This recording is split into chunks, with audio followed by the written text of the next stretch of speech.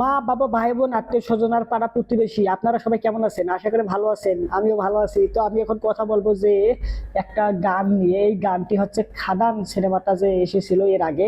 ওই খাদান সিনেমায় কিশোরী নামে একটা গান ছিল, কিশোরী কিশোরী কিশোরী কিশোরী তোরে না পাইলে জানি না কি করি। ঠিক একই ওই গানের মধ্যে ইয়ে করেছিল, পারফর্ম করেছিল বা অভিনয় করেছিল ইদিকা পল আর হচ্ছে দেব। ওকে, বর্তমান সময়ে রঘু ডাকাত সিনেমাটা আসতে যাচ্ছে। এই সিনেমাটাতেও রয়েছে ইদিকা পল আর দেব।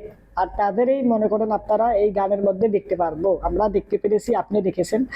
এই গানটার নাম হচ্ছে ঝিলমিল লাগে রে। তবে এই গানের যে ভিজুয়াল সিনেমাটোগ্রাফি কালার গ্রেডিং সহ আর এখানে যে প্রকার সিজিআই ভিএফএক্স গ্রাফিক্সের কাজও রাখা হয়েছে, আমি দেখলাম যেটা আর কি দুর্ধর্ষ দুর্ধর্ষ মানে অসাধারণ সুন্দর, অসম্ভব সুন্দর, একদম অস্থির, অসাময়, গর্জিয়াস, আর কি আছে সব দেখে একদম আমার চোখ জুড়াই গেছে। একদম চকচকা চকচকা ফকফকা মকমকা ঢকঢকা ঠকঢকা নকটকা। হ্যাঁ, আর এখানে যে অভিনয় করেছে ইদিকা পল আর হচ্ছে দেব, তাদের কেমিস্ট্রি, তাদের একে অপরের সাথে প্রেম ভালোবাসা মায়া মমতা আবেগ, হ্যাঁ খুব ভালো হয়েছে যেভাবে। আর এখানে যে কথা না বললেই নয়, সেটা আছে দেবের বডি বডি শরীর, বাবারে বাবা সিক্স প্যাক বানিয়েছে।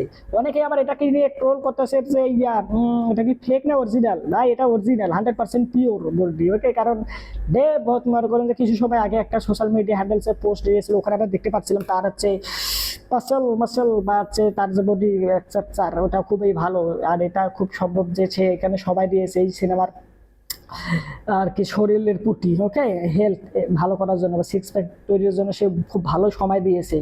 আর এখানে যদি আমি ইয়ের কথা বলি, এখানে ইদিকা পলের কথা বলি, তাকে তো দেখতে একদম নর্মালি, বাইরে এমনিতে খুব বেশি ফর্সা না, শ্যামলা, কিন্তু তার মধ্যে একটা মায়া মায়া, তার মধ্যে একটা ইয়ে টাইপের আছে আর কি, আর কি মানে কি বলে এটাকে, একটা মায়া, একটা মায়া মহব্বত, একটা যে ইয়ে থাকে, একটা ওই রকম ফিল পাওয়া যায় তাকে দেখে। ওকে, এমনিতে কিন্তু সে একটা আহামরি সুন্দরী, আহামরি সুন্দরী বল না রে কি রে করি, ওই রকম না, শ্যামলা, কিন্তু সে দেখতে আর কি তাকে ভালো লাগে।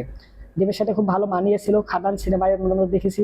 বর্তমানে ওই সিনেমার মধ্যে তাদের কেমিস্ট্রি যে ছিল ওইটা বেশি সময় ছিল না তাদের স্ক্রিনে, অল্প সময়ের জন্য আসে, হুট করে হারায় যায়। তবে রঘু ডাকাত সিনেমাটার মধ্যে সম্ভবত তারা বেশি সময় ধরে স্ক্রিনে থাকবে বলে পসিবিলিটি রয়েছে।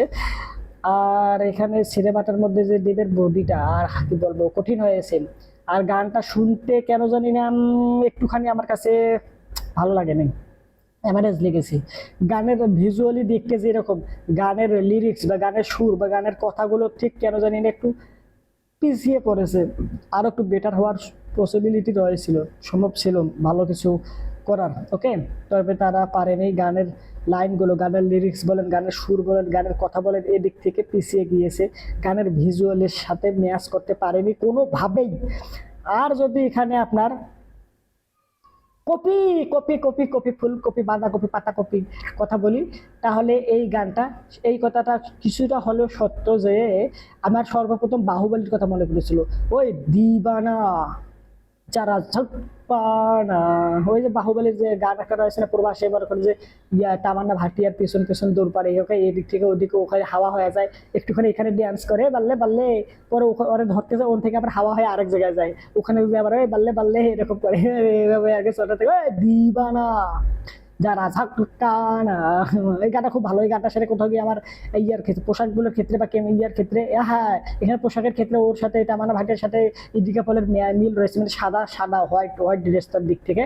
আর এখানে যদি আমি দেবের কথা বলি, দেব মাঝে মাঝে এগুলো বিশ্রী পোশাক পরছিল, মানে এগুলো পোশাক পরছিল, ওইগুলো পোশাক না অন্য কিছু আমার মাথায় ঢুকতেছিল না। আমি গিয়ে ডাব্লিউ এর মধ্যে একজন ব্যক্তিরে দেখছিল, একটা খেলোয়াড় ছিল, ও আর কি এরকম আর কি বোরখা বোরখা পরার, মানে এরকম আর কি এরকম টাইপ পোশাক পরে আসতো, ঠিক ওর লাগতেছিল ওর।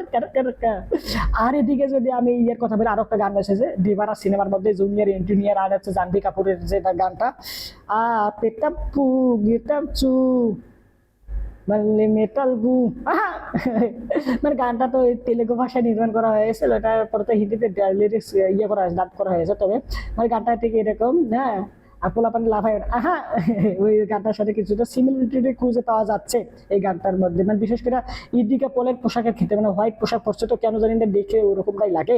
তো ওভারঅল এই গানটা আমার সত্যি খুব ভালো লাগছে দেখতে আর শুনতে, মানে কোনোভাবে ম্যাচ করতে পারেনি গানটা দেখার মানে গানটা ভিজুয়ালি যা হয়েছে, গানের লাইন বা গানের সুর বা গানের লিরিক্স বা গানের কথা কোথাও একটু করে পিছিয়ে রয়েছে। ওভারঅল এই হচ্ছে আমার মতামত এই গানটাকে কেন্দ্র করে। ঝিলমিল লাগে রে, ওকে, আর এই গানটার যে নাম হচ্ছে ঝিলমিল লাগে রে। আর কিন্তু শুনতে কেন জানি আমার কাছে মনে হয় যে ঝিম ঝিম লাগে রে বলতেছে, ওকে, বা রিম ঝিম লাগে এরকম কি, মানে এলোমেলো কিছু বলতেছে, গানের লাইন লেখা একটা আর বলতেছে আর একটা, এরকমটা কেন জানি না আমার কাছে মনে হয়েছে। আপনাদের কাছে কি মনে হয়েছে অবশ্যই কমেন্ট করে জানান। ভিডিওটা লাইক দিন, চ্যানেলটা যদি সাবস্ক্রাইব করে না থাকে তাহলে সাবস্ক্রাইব করেন, শেয়ার করেন ভিডিওটা মা বাবা ভাই বোন আত্মীয় স্বজন পাড়া প্রতিবেশী ও বন্ধু বান্ধবের কাছে। আর এই সিনেমা আরো কোন আকার যে আসতে যাচ্ছে সিনেমাটা অনেক ভালোভাবে চলুক এই আশা আকাঙ্ক্ষা নিয়ে আমরা আজকের এই ভিডিওটা এখানে শেষ করতেছি। তো হামটা মেয়েটা সেটা কাকটা আপনাদের অনেক বড় লাউডার বার্তা। বাই।